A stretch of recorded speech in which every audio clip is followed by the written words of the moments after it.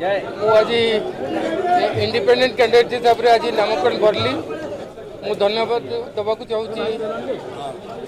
BJP party को आम प्रिय प्रधानमंत्री श्री नरेंद्र मोदी श्री अमित शाह नितिन जी आम प्रिय मुख्यमंत्री और मनमोहन समस्त को मनमोहन भाई को धन्यवाद दूसरी से मत फुल फ्लेज रे सपोर्ट कर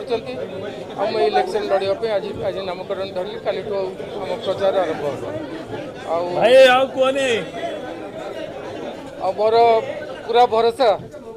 जमी गत थर 2002 रे मत सपोर्ट मिलकर मुझे जीती थी एथर भी निश्चय जीती।